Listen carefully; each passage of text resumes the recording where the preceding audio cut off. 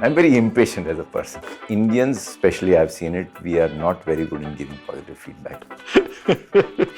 So my wife tells me, Hanuman, you always tail on fire.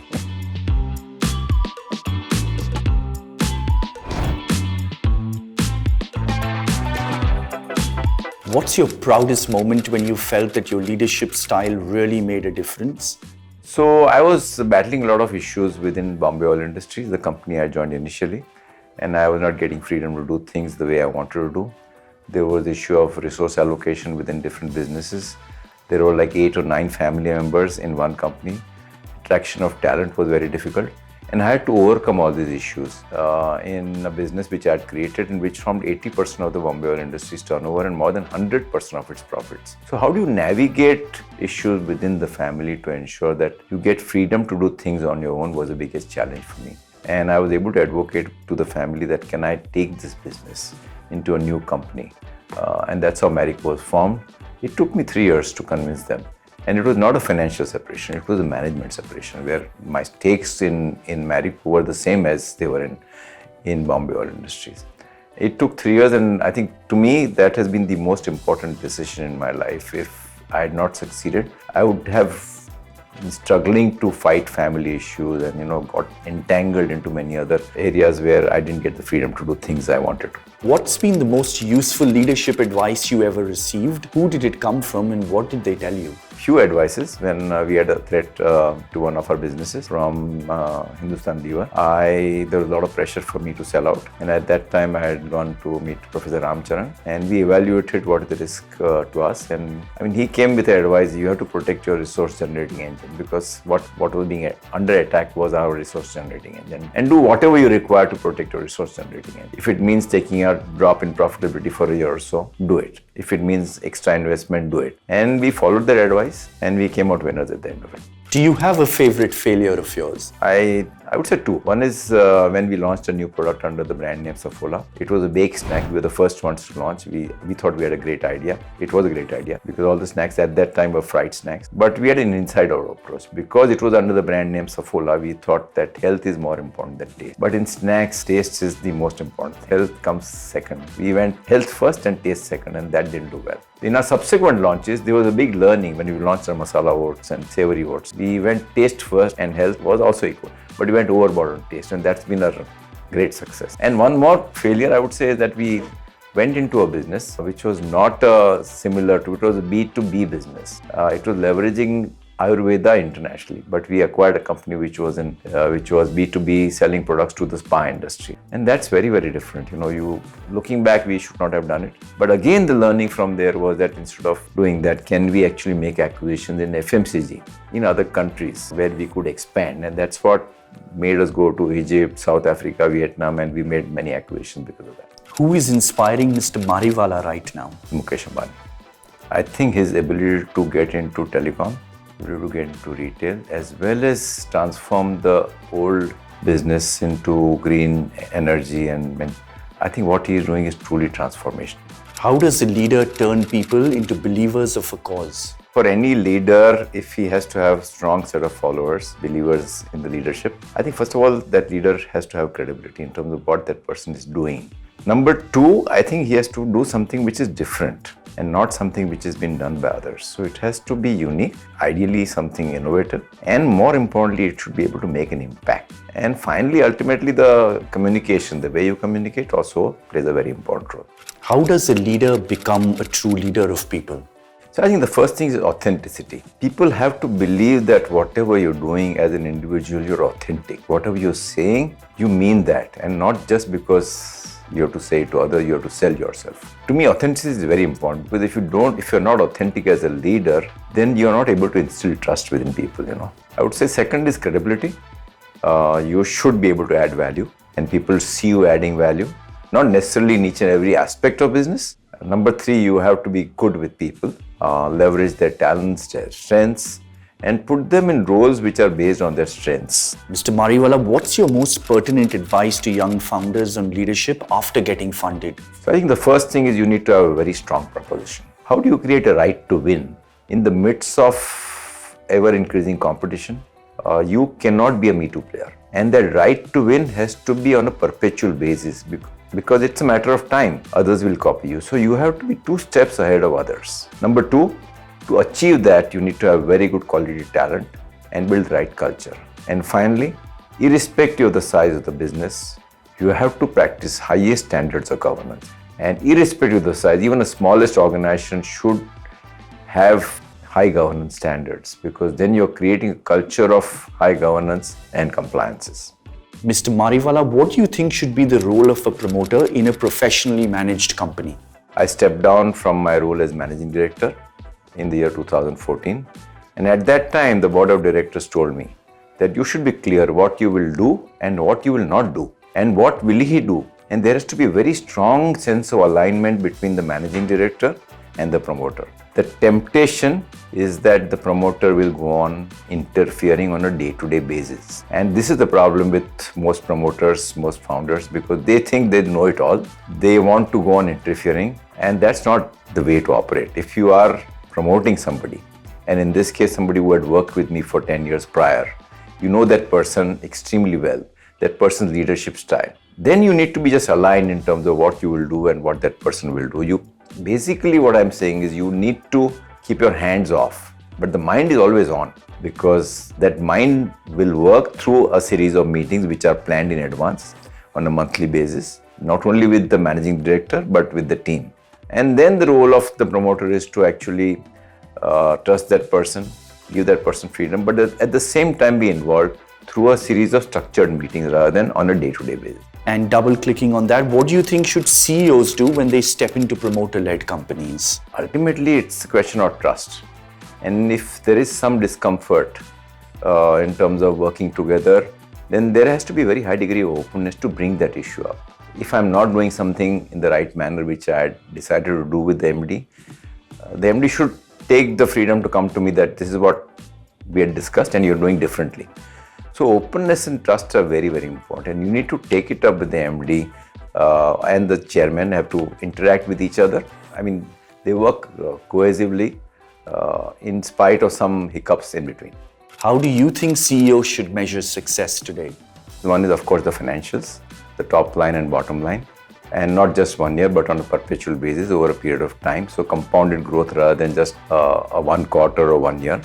It has to be sustainable, profitable growth, and not just growth without profits, at least in a company like Marico, which has been there for existence for long. Number 2, what has been the impact on shareholder value creation, because a lot of what you have done, and more importantly, what you're going to achieve in future gets reflected in share prices. So that itself is a good indicator of the CEO performance. Number 3 is, to what extent are you playing a role of creating value amongst all the stakeholders and not just owners and shareholders? Because the role of CEO is to actually look at all the stakeholders, which includes customers, employees, associates, society, and of course the shareholders. What's your advice to entrepreneurs? Should they focus on building a great company first and then a product or service, or a great product and service which will build a great company? The starting point is to have a good proposition which will help you get the right to win when you're about to start a business. But once that right to win is about to be proven, you need to have good businesses and good talent and good culture. So they go hand in hand. And what would be 3 most defining problems that leaders should solve for in the coming decade? So I think the India context, number 1, and this is a global context also, climate change. I think it's very important that organizations have to set the best example. And the whole subject of climate change has now gone into what is known as ESG. So a very high impact on ESG is a must. I think the second thing is the whole technology is changing dramatically. So how can you leverage technologies to gain a competitive advantage, whether it is digital technology or AI or chat GPT? All these technologies have their set of benefits, and there could be threats because of these also. And if I had to give a general advice, I think in India today, the difference between the rich and the poor has gone up. So it's very important that I'm not talking of CEOs now, I'm talking of leadership in the country. So I think we cannot have such a big divide between the rich and the poor. It's very important that the distance is bridged through whatever policy measures which the government is taking, and they should take. But this is a very crucial aspect, because if this is not bridged, it can lead to social issues. It could lead to far serious issues. Mr. Mariwala, what do you feel the world is adopting from Indian CEOs on leadership? So I think India is known to be a chaotic country. How do you thrive on chaos is the biggest, shall I say, learning for the world. And we've seen in the last 3 years, post-COVID and post the Russian war, that the whole world is turning chaotic. And I think India has a lot to offer in terms of how do we thrive on this chaos. So in the past, the CEOs had to lead a very structured kind of decision making. Now you have to be very agile. You have to take far higher degrees of risk. You may not be perfect, but agility sometimes may be relevant in spite of having not a full information with you. What is your advice to CEOs as to how do they make senior level people work together? You need to involve not only the top team, but the top 2-3 layers of management. In my experience, I've seen that when you involve people, you get their commitment. If I tell you to do something because I believe it is the right thing to do, you will always think it is my strategy or my culture or my value. But if I involve you and you get a chance to participate in that journey, then you will own that. So the ownership shifts from me to all of us. To me, that's the most important part in terms of creating alignment. What's Mr. Mariwala's advice to CEOs as to how should they give feedback to high performers? So I think feedback, I'm looking at feedback to give from both sides. One is positive feedback, another is negative feedback. Indians, especially I've seen it, we are not very good in giving positive feedback. We believe that maybe it's something hierarchical, the way we've been grown up. So there is a reluctance to give positive feedback. So I would say that CEOs should reach out more and more to people to give positive feedback, because getting positive feedback, getting recognition is a very important part of any person's role, and that person, the feel-good factor will be very, very high if that positive feedback is given at a regular level. And many leaders shy away from giving negative feedback. The starting point is to why are we giving this feedback? It's not to point out a fault in you. It is to actually help you improve. So that alignment has to be there, that I'm giving you this feedback so that you can improve. It is not criticism, it is critique. There's a difference between critique and criticism. I language is very, very important in giving feedback, because if I use I language, then the acceptability of the feedback will be far better and people will be open to receiving feedback. And finally, just as you may want to give feedback, if you ask the same person to give feedback to you in terms of how this session went, I think that will just close the loop, and overall positive or areas to improve feedback will happen far more in better way and more frequently. How does Mr. Mariwala go about running an effective meeting? I think first of all, what is the objective of the meeting? Everybody should be very clear. Number two, only the people who are able to add value or who should be attending should attend the meeting, and not every Tom, Dick and Harry. Number three, the agenda should be very crisp and it should point out in what order we're going to discuss. Number four, whatever reading material has to be read before that, send it in advance, at least few days in advance, and it is taken as read.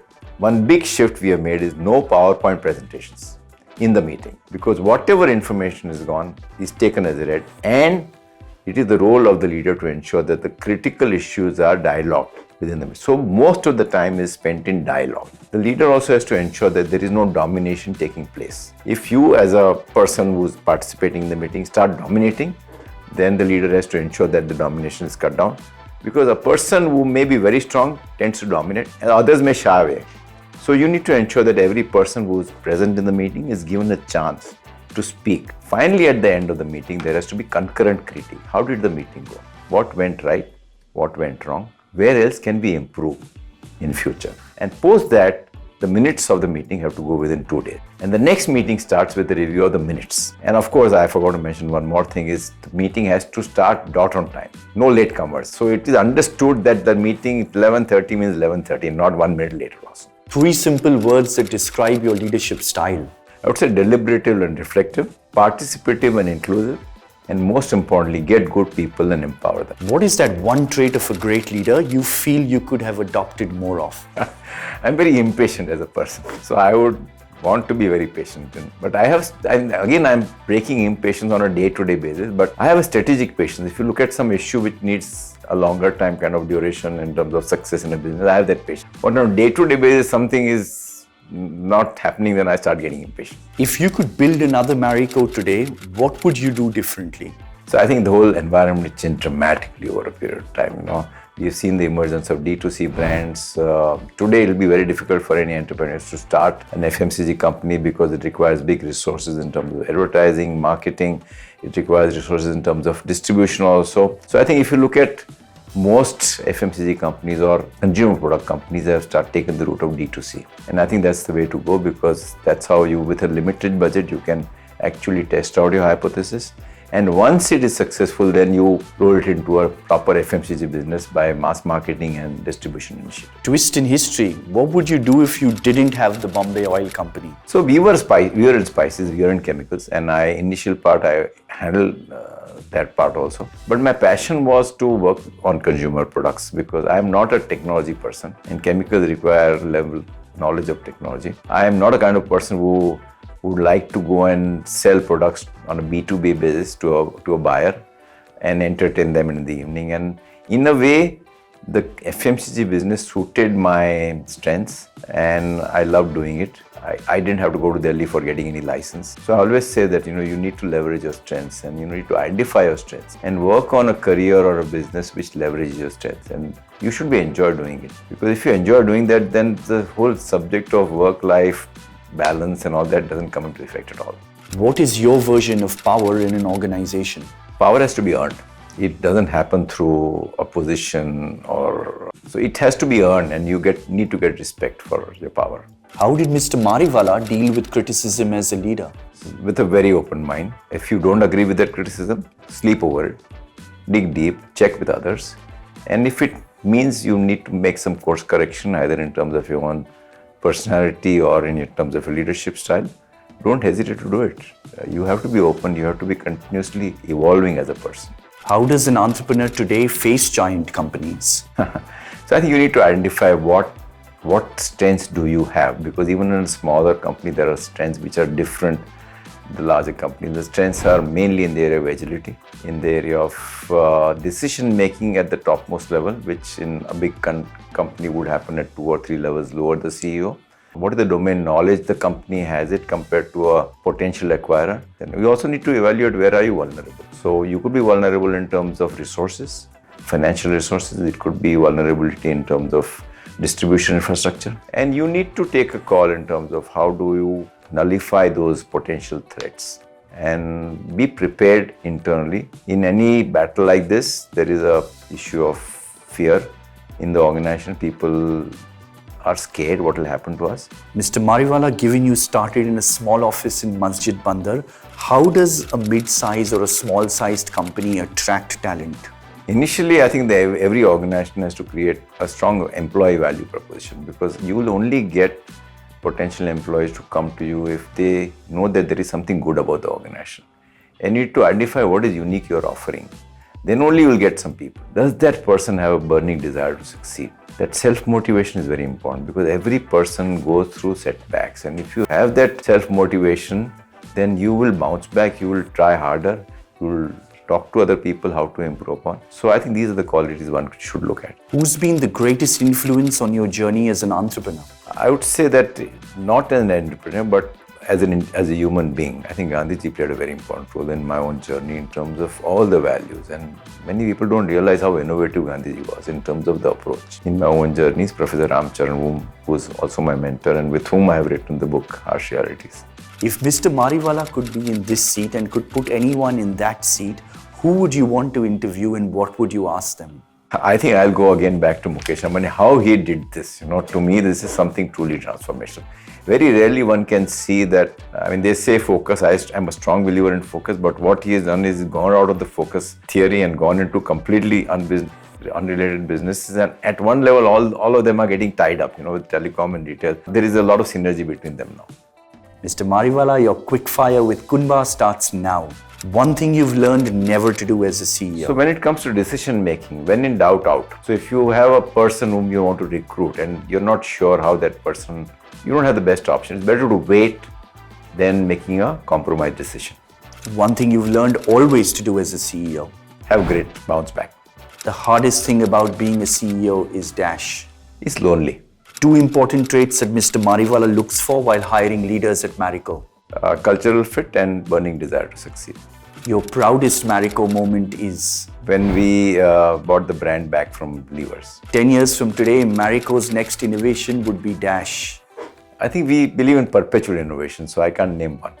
What's more fun, being an entrepreneur or an investor?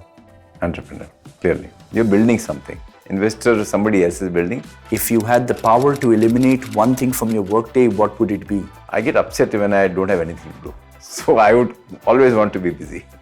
The first thing Mr. Mariwala does in the morning and the last thing he does before winding down. First half an hour I'm looking at my messages, my emails and my Twitter. So mainly these three, first thing half an hour to 45 minutes, then followed by newspapers. And the last thing is I read something. I have to read to go to sleep. What's been on your to-do list for the longest time? To improve as a person and more importantly, how do I improve my golf games? Your most prized possession is? My grandchildren. Golf lessons from Tiger Woods or watching an India Park match with Keki Daddy Seth?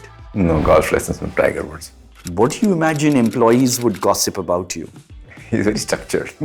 So my wife tells me, Hanuman, you always tail on fire. The startup days of Marico or the hostile takeover days? When did you get the fewest hours of sleep? I don't think I've had too much stress in my life. And because if you do things in the right manner and ultimately hope that things will work out, it's always worked out. So I have not had stress which has led into some health issue or high blood pressure. And sometimes it's tense, you may have some sleep issues, but by and large I've had a good life. After your smartphone, what's the one gadget you can't live without? I think iPad. In one sentence, Mr. Mariwala's legacy will be? Perpetuity. Which child got the most attention, Rishabh, Rajvi or Marico? I was told by them, my children, that Marico is the third baby. Mr. Mariwala, if you had a gigantic billboard out there and could put out a message to millions, what would it be and why? The purpose of life is the life of purpose. Mr. Mariwala, thank you very much for this chat on Qunba.